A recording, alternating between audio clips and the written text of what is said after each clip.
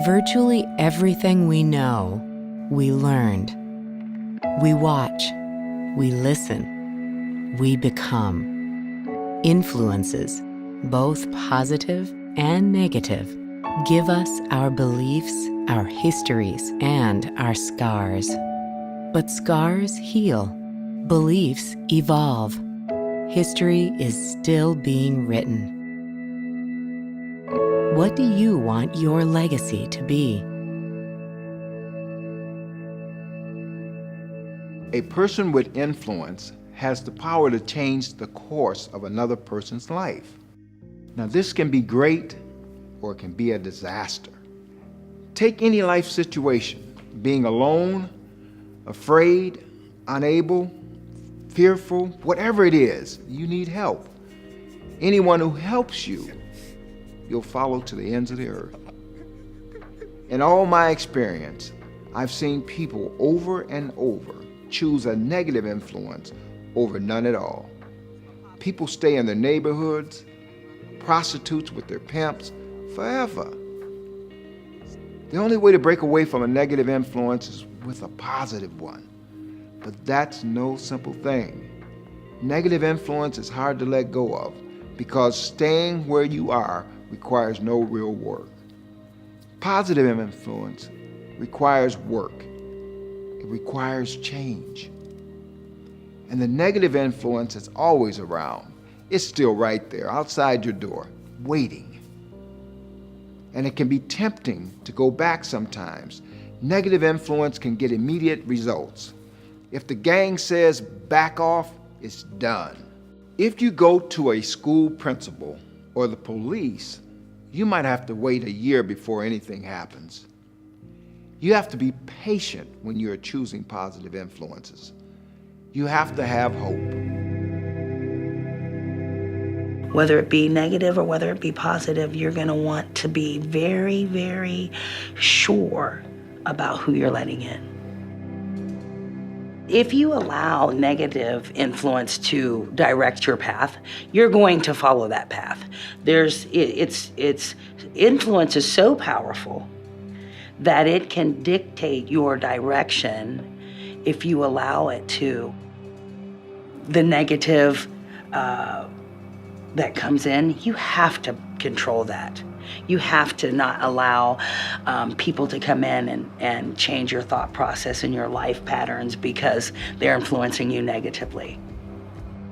On the other hand, when you are being influenced, such as when you have people come in that are wonderful to bring you a message of hope and positiveness and love and joy and God, having those positive influences, that's when you can open up your heart to receive those, but you have to know the difference, because if you don't, you will be influenced to go here and there. You'll feel like you're tossed to and fro through your entire life if you don't find some direction and you don't have a controlled environment. So, how do we gain that control? How, from here, do we turn toward positive influence? Number 1, identify the negative influences in your past. Sometimes, it seems like our path was determined before we were born. What we become is what we have witnessed. As I was growing up, there's a lot of drug sales inside our home.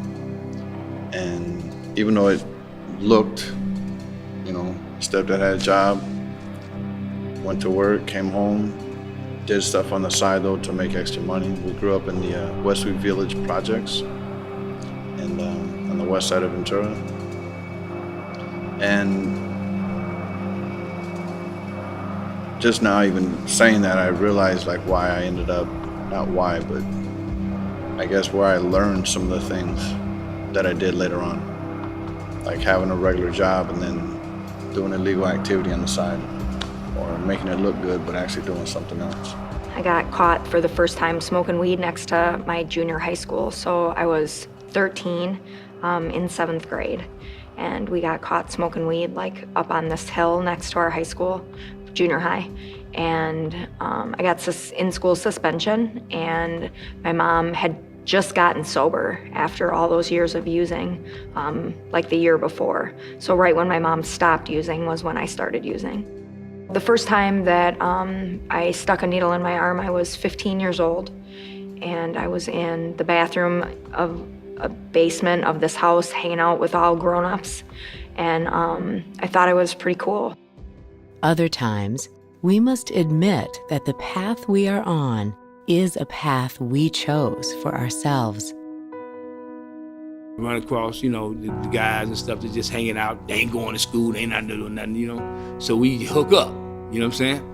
So now I'm running with them and stuff, So they telling me about the different aspects of the game that they in and stuff, That, they can't know anybody get in and stuff, You got to be rough, you got to be tough, you got to be willing to kill people, man. We beat people with bats and bottles, man. We break windows and stuff like that. People don't pay us and stuff like that. They talking about people in the stores around the neighborhood and stuff. So they took me to a meeting down in the basement, and it was Devil Disciples, So I had heard of them all my life because, that's the hood in which we lived in.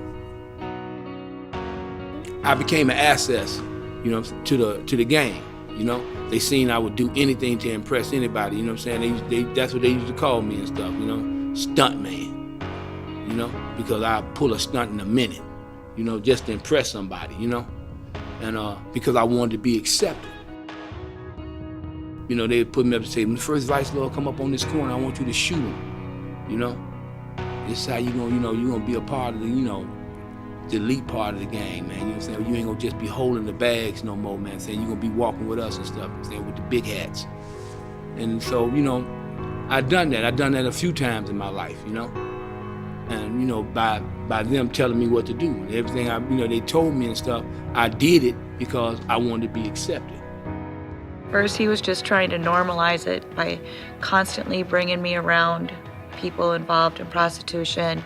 We would ride up and down Lake Street, and he would point out, I would have never even noticed that prostitution was going on, but he was always pointing it out and minimizing, and just normalizing it for me. That was 30 years ago. But they made it look so fun and so glamorous, with their fur coats and their high heels and their big hair and their makeup and, it looked very pretty. It looked glamorous. We watch, we listen, we become. Number 2, decide today to avoid future negative influences. For some of us, this is the hardest part, but it's also vitally important. When you are in prison, you often leave with these really tight, amazing bonds that you might not have ever felt before. You're living with someone 24/7. You are completely involved in their life to the point where you're just excited to read their letter from their pen pal as you are, and intimate details. So it is natural when you get out of prison to want to continue those relationships. So something I had to do for myself was to develop boundaries, because you get out of prison, you have this group of people, and everyone's like, we're gonna do good. We're gonna get a job, we're gonna go to school. And one by one, sometimes people don't do good. Sometimes they start doing drugs or they start committing crimes. And you have to know and respect and love yourself enough to say that I'm my first priority. Even if I'm gonna feel like a bad friend by pulling away, I have to do that to protect my new life. Once I started seeing that, and as this, I'm in really the later part of my bit, because now I'm not really young no more, like I'm in my mid-30s and stuff, and I'm looking at everything that's happening, and I'm starting to feel the residuals, man, of other people's pain, because now you know how your influence is hurting people. But through the process of me going through those places, the level of men that I met would, they had been in the penitentiary 25, 30 years, They had gotten away from the gangs and stuff, you know what I'm saying? They rather do their time in isolation than even be in population, you know? Because they couldn't stomach, you know what I'm saying, the degradation that the people were putting on the mob, you know what I'm saying? You know, kids in the gang. You know, they didn't want no part of it, so they just stay in segregation. That's where they live, you know? And these are some of the guys that I met that really started putting different thoughts into my head, you know? So I met a Christian. He could recite the Bible. He could recite the Bible. He could recite it. And I was too ashamed to tell him I couldn't read, you know? And he told me one morning, like we was having breakfast, you know, he told me, he said, you can't read, can you? And I told him, no, man, you know? And he said, man, you'll never go nowhere, Gil, not unless you learn how to read, you know? So we became so much good friends that he left segregation to take me through the GED. Yep. And when I passed the GED, you ever seen the Shawshank Redemption? When that dude got his GED, when he found out that he had passed, I felt 10 times better than that. I did. Because it was like the first time that somebody had really just took me through something, man, saying, and I accomplished it. Recognize people who want to influence you positively and let them. What really did it, one day I went home from the county jail and I didn't go home. They put me in receiving and had to take me back upstairs. I gave all my commissary and everything away. I'm hooping, hollering, crying, and cursing. And they put me in a room with this lady named Anna, and she was holding this book. And she just was looking at me, holding this book. She didn't say anything, and I'm just cursing. And she said, God don't want you to go anywhere. I said, who is him? He ain't never did nothing for me. And she said, oh, sweetie, yes, he have. She said, because of God. And so she the one that told me about the Lord's Prayer. She taught me about that. She showed it to me in the Bible, and she read me a scripture. So every time I did a crime and went back to jail, God always had someone there to minister to me, to reveal himself to me. I'm crying, and I said, I'm all alone. Even my brother has turned on me. I have nobody left. And I opened up the Bible, and the first thing I read was, I will never leave you nor forsake you. And I just started to cry, and I started to bawl. And my tears of fear turned into tears of joy. And I knew at that moment that I was going to be okay. And I gave my life to Christ. The message that I hope to send after 15 felony convictions and 3 trips to Shakopee Women's Prison and having my parental rights terminated is that if God can change my life and give me a voice in my kid's life, a voice in my family's life, a voice of recovery and transformation at the legislature and with the Department of Corrections, he can do that for anyone. There's nothing special or unique about me. I just got to a place in my life where doing it my way ended me up in jails, prison, institutions, and hopeless, where I started listening to the people that God had put around me through treatment, through counseling, through my pastors and people like that in my life, and that I finally came to the understanding that doing it my way wound me up in the same places every time, and that the only thing that I needed to do was start listening to these godly people that God put in my life and do what they said.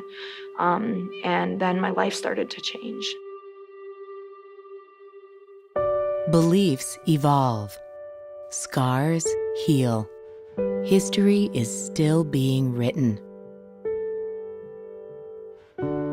What do you want your legacy to be?